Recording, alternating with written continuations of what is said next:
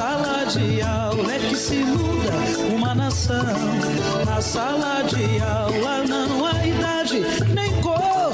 Por isso aceite e respeite o meu professor. Olá, boa tarde. Está no ar o programa TV Sintese e esse é o nosso jornal Sintese Notícias.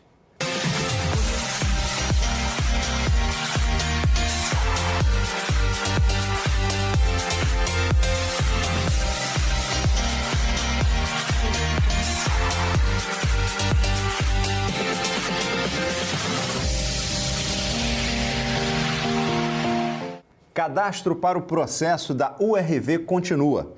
O atendimento para as professoras e professores interessados em dar entrada na ação judicial para reaver as perdas salariais originárias da Convenção da Moeda Cruzeiro Real para Unidade Real de Valor, a URV, no ano de 1994, continua acontecendo na Rua Duque de Caxias, número 154, entre o fundo do Hospital do Coração e a entrada da garagem do IPSaúde.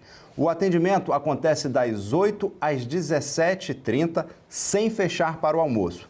Atenção, o cadastro foi prorrogado até o dia 14 de julho e a direção do Sintese informa que não haverá nova prorrogação do prazo. Então corre lá que ainda dá tempo.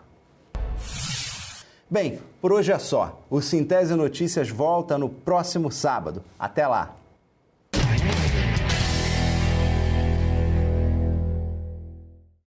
A nossa entrevista especial de hoje é com Roberto, vice-presidente do Sintese, que volta ao nosso programa para falar de dois assuntos muito importantes para os professores: o resultado da audiência com o governador sobre a carreira do magistério e também sobre a portaria da SEED, que visa intensificar a aprendizagem e que contém várias irregularidades.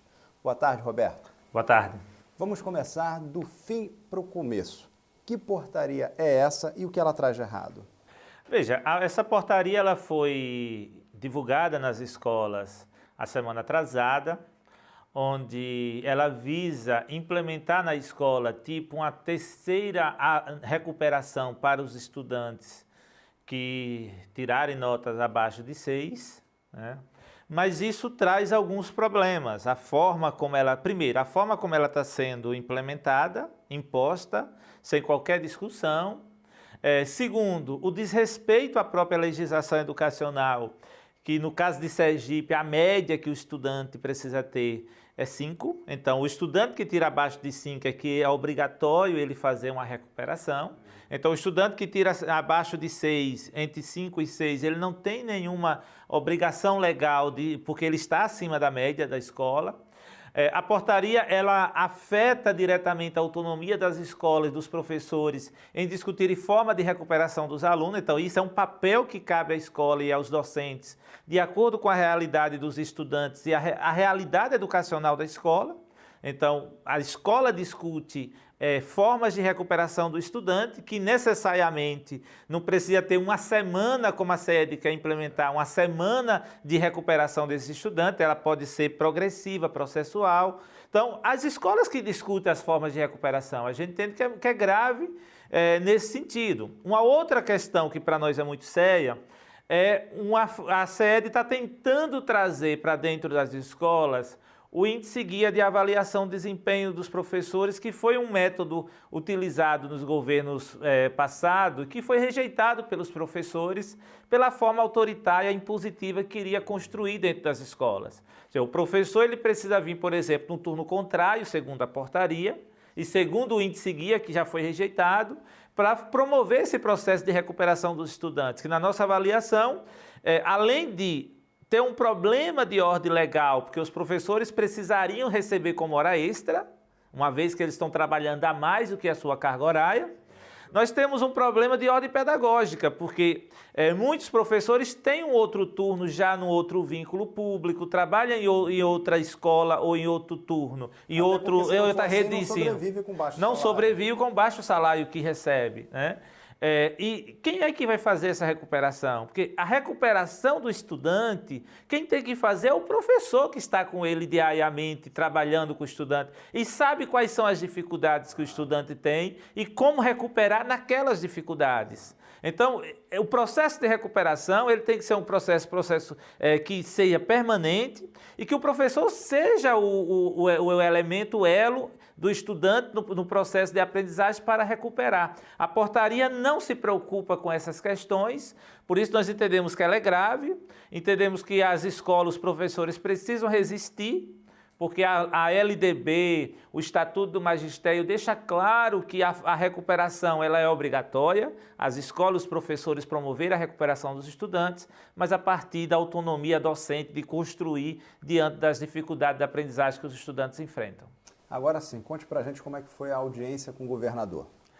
Veja, mais uma vez a gente continua sem ter um diálogo com o governador Jackson Barreto, né? Desde que o governador assumiu em 2015, nós não sentamos, Sintese não sentou com o governador para discutir efetivamente qualquer demanda do magistério.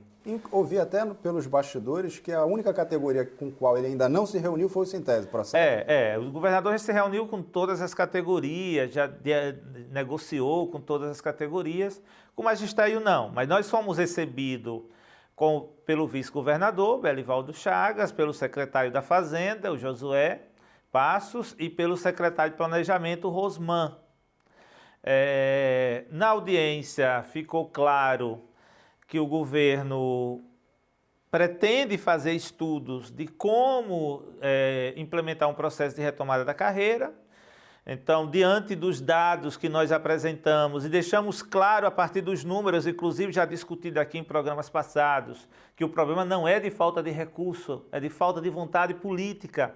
Porque se o governo quiser, ele implementa a carreira, garante o pagamento do piso como manda a lei. Isso nós colocamos, os números que aqui nós discutimos junto com o DIEESE, nós colocamos em audiência e não há uma contestação do governo. A partir da fala do governo, de que pretendia iniciar um processo de estudos, ficou definido que criação de uma comissão para negociar como ia implementar esse processo de retomada da carreira. Nós esperamos que, de fato, esse processo se concretize, né, porque nós já tivemos em outros momentos o compromisso do governo de iniciar o processo de negociação e não avançou.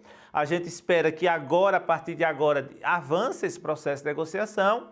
O que ficou definido é que eles iriam internamente, o secretário da Fazenda, da Administração, o vice-governador e o secretário de Educação, internamente iriam discutir essa questão da retomada da carreira e agora, no mês de julho, chamaria o Sintese, já com a comissão montada entre Sintese e governo, para iniciar o processo de negociação. A gente espera que, de fato, se dê. Roberto, muito obrigado por sua presença e volte sempre. Estamos à disposição do programa. Bom, pessoal, eu quero avisar que agora você pode interagir com o programa TV Sintese através do Facebook. Vai lá, deixa o seu comentário que a gente vai ler aqui no programa. O endereço é facebook.com/TV Sintese. Vou repetir, facebook.com/TV Sintese. Fique agora com o nosso quadro Profissão Professor.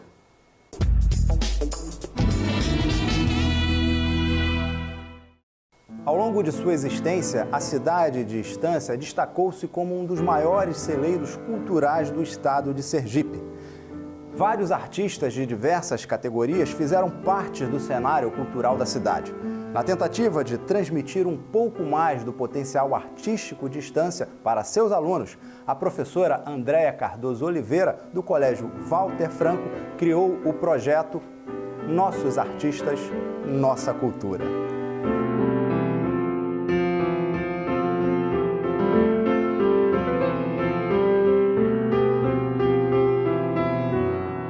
Esse projeto Nossos Artistas, Nossa Cultura, ele surgiu da necessidade dos alunos conhecerem os artistas da terra, valorizar, conhecer o patrimônio que é vasto em Estância e que muitas vezes fica no anonimato.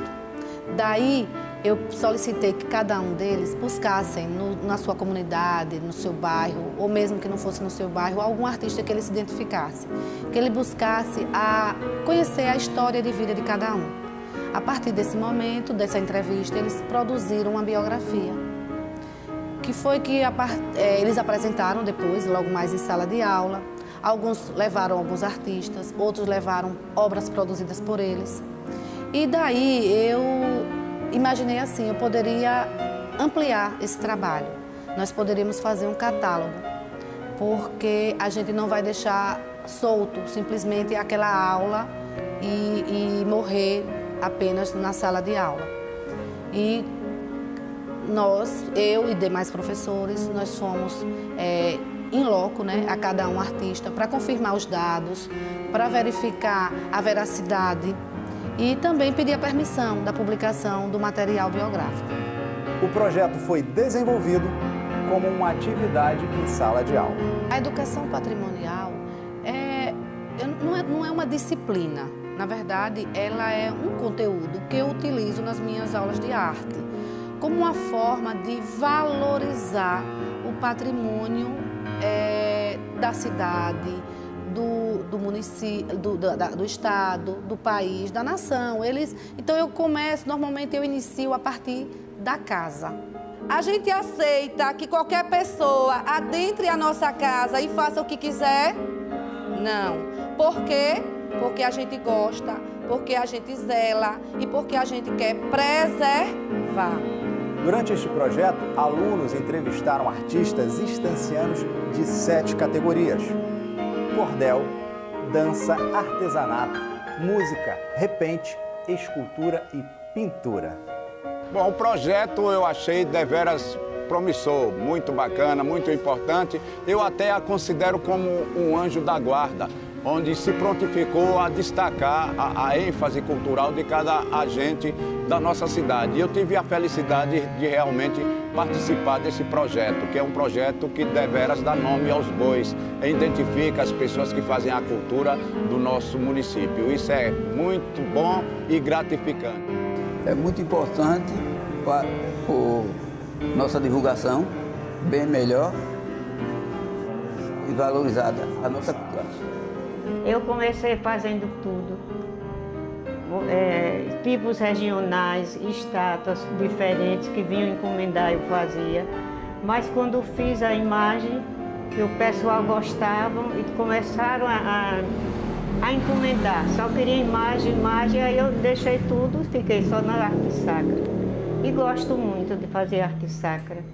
Eu acredito que eu associando a teoria e a prática, o aluno vai assimilar melhor, vai compreender melhor, porque ele vai fazer parte de todo o conjunto, tanto teórico quanto prático, e ele não vai esquecer.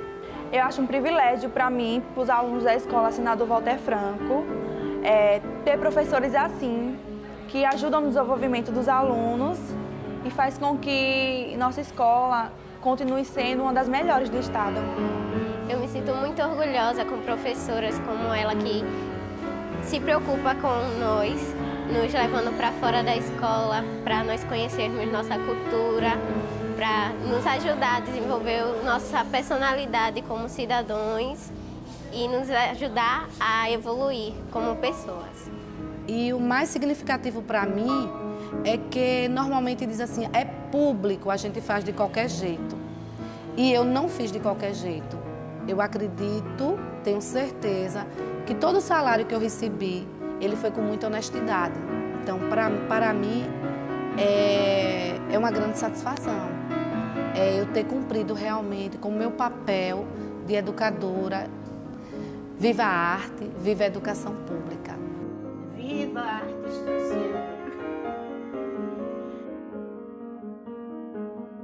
Depois de uma vida dedicada à educação, a professora Andréia está se aposentando. Com a certeza da missão cumprida e com o coração grande, mas grande de amor e de orgulho por sua profissão de professora. Tchau, pessoal. Até o próximo sábado, se Deus quiser. Na sala de aula é que se forma um cidadão. Na sala de aula é que se muda uma nação. na sala de aula não